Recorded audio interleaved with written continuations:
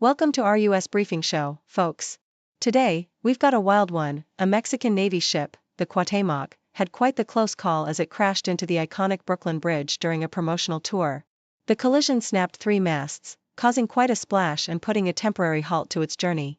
Luckily, no injuries are reported, and the NYPD has launched an investigation, but talk about a dramatic maritime moment in the East River. Next up, let's talk about the Indo-Pacific, a hot new term in international relations. This strategic concept covers 2 vast oceans and multiple countries, mainly focusing on cooperation among democracies to balance China's growing influence. It's all about regional stability, inclusivity, and managing the complex interests of smaller nations amid the shifting global power landscape. It's a fascinating development that could shape future diplomacy. And finally, we have Pope Leo XIV, a figure standing strong against the polarizing leadership of Donald Trump. With his roots in the US and ties to the global South, Leo champions justice, diversity, and dialogue, offering a compassionate alternative to rising nationalism. His leadership aims to unify the fractured church and promote a fairer, more inclusive world order. Quite inspiring, isn't it? Please continue to stay tuned for more detailed stories. Australian Broadcasting Corporation reports the startling incident where the Mexican Navy's training vessel, the Cuauhtémoc, collided with the Brooklyn Bridge during a promotional voyage in New York City. The accident resulted in the ship's mast snapping and causing significant damage, with eyewitness videos capturing the dramatic moment when the masts crashed onto the bridge's deck amidst heavy traffic.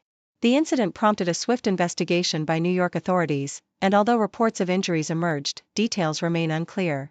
The ship, which has been in service since 1982 and was on a 254-day international tour, was en route to multiple ports across the Americas and Europe, emphasizing its role in training future Mexican naval officers. South China Morning Post explores the evolving concept of the Indo-Pacific, a strategic region that now dominates global geopolitical discourse despite its absence from traditional maps. Originating in the 1920s from Karl Haushofer's work, the term gained prominence in recent decades as a framework to address the shifting balance of power from a unipolar to a multipolar world, especially with China's rise and India's expanding influence. The Indo-Pacific unites the Pacific and Indian Oceans as a single strategic space, fostering alliances like the Quadrilateral Security Dialogue, Quad, and emphasizing principles such as freedom of navigation and democratic solidarity. However, the broad scope of the region raises concerns about oversimplification and the risk of alienating smaller nations, with some Southeast Asian countries advocating for a more dialogue-focused approach rather than confrontational strategies aimed at containing China's influence.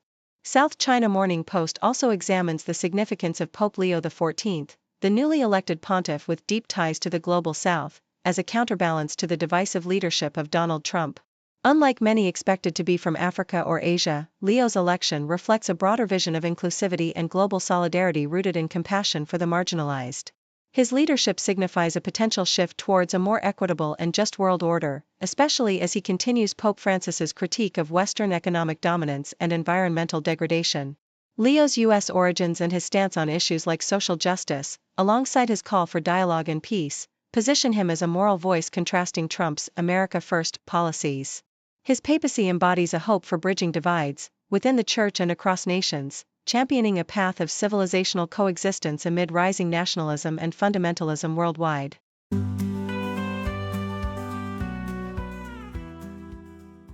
The South China Morning Post vividly depicts China's strategic use of both incentives and punishments to bolster military enlistment amid its ongoing modernization efforts.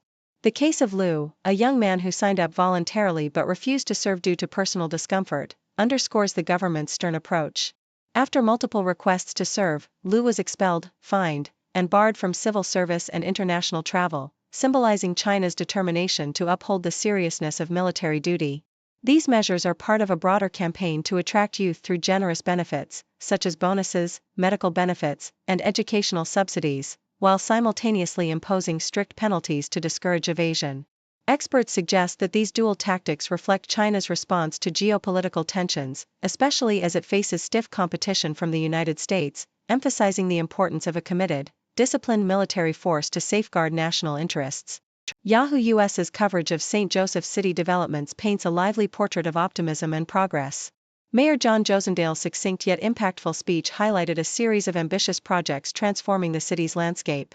The city plans to build a new animal shelter, renovate Krug Park with a $12 million investment, and establish a new fire station equipped with state-of-the-art technology, including a 100-foot aerial truck and modern communication systems. Renovations at key cultural and civic sites like City Hall, the Missouri Theater, and Civic Arena are progressing, fostering a vibrant community hub that attracts sporting events, entertainment, and visitors. The city's commitment to economic growth is evident in the expansion of Daly's Meats, which will produce a significant share of U.S. bacon, and the ongoing upgrades at Rosecrans Memorial Airport, including a new terminal and air traffic control tower. These developments collectively showcase a city that is not only overcoming challenges but actively shaping a promising future, inspiring pride and hope among its residents. Yahoo US's report on North Dakota's legislative session reveals a diverse array of issues voiced by constituents in Grand Forks, illustrating the state's engagement with contemporary concerns. Senator Claire Corey highlights community enthusiasm for new blackout license plates, which symbolize a modern, sleek aesthetic and contribute revenue to the highway system, alongside optimism about alternative energy sources like geothermal and nuclear power. Meanwhile, property tax remains a hot-button issue, with local legislators discussing caps and reforms aimed at easing burdens on homeowners, indicating ongoing efforts to refine fiscal policies. Education also dominates the discourse, with strong opposition emerging against proposals to divert public funds to private schools, reflecting public commitment to maintaining accessible, public education.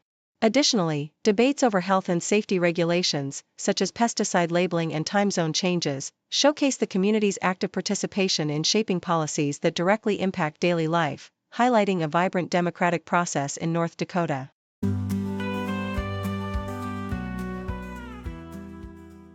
South China Morning Post vividly traces the origins of whiskey, revealing its Gaelic roots in the phrase, water of life, or wist bitha, which poetically captures the spirit's essence as a vital, life-giving liquid.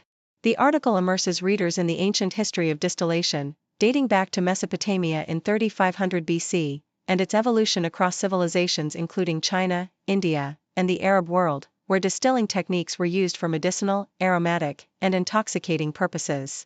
It highlights the Latin term aqua vitae, first documented in the 13th century, which encapsulated the mystical qualities attributed to these spirits, and how this terminology spread across Europe, transforming into various linguistic forms such as eau de vie in France and aquavit in Scandinavia. The narrative vividly describes the journey of whiskey's name through history, culminating in its modern form, clipped from Whiskey Bay, and emphasizes the tradition of drinking it neat, unadorned, and at room temperature, to savor its pure, gleaming essence. Yahoo US offers a snapshot of Utah politics, focusing on the recent re-election of Rob Axon as the Utah Republican Party chair, a victory that underscores the party's desire for stability and continued growth. With nearly 67% voter turnout, delegates reaffirmed their confidence in Axon, a seasoned fundraiser and bridge builder, endorsed by President Trump and prominent Utah leaders, over his challenger, Phil Lyman, who campaigned on a more confrontational, anti-establishment platform. The convention revealed deep-seated tensions over SB 54, a law limiting party primaries that many delegates despise, yet most preferred to pursue legislative and collaborative solutions rather than legal battles or radical shifts. Axon's emphasis on unity, working within the law, and building a party that appeals to future generations resonated with delegates, while Lyman's fiery calls for revolutionary change and references to the Sons of Liberty underscored the ideological divide.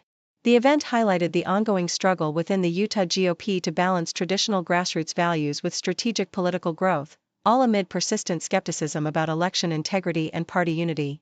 Thank you for tuning in. The content above showcases the latest briefing reports and analytical synopses, thoughtfully curated by the 6Do team. These insights stem from a wide array of reputable media outlets, think tanks, government sources, and specialized experts worldwide. We encourage you to explore these sources for a comprehensive perspective. Keep in mind that while the content may not always align with the official standpoint of 6Do Brief, it's not meant to be taken as absolute directives for decision-making.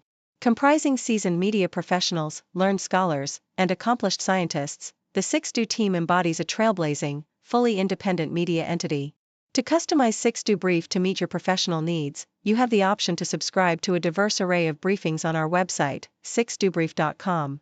Regardless of your location, you can conveniently receive 6Do Brief via email.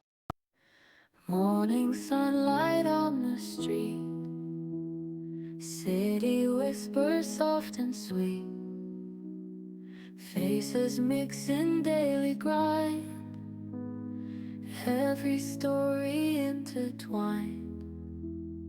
Cultures blend like colors bright, languages in the silent night. On the table, stories told, food and feast upon so bold. People living day by day, in the heart they find their way. Sharing moments, voices sing, in this world of everything. Society in rhythms beat, entertainment's fleeting heat, echoes of voice and fears, laughing through our unseen tears. Children playing in the park, drawing dreams till after dark. Elders speak of days gone by, washing shadows from the sky. People living day by day, in the heart they find their way. Sharing moments, voices sing, in this world of everything.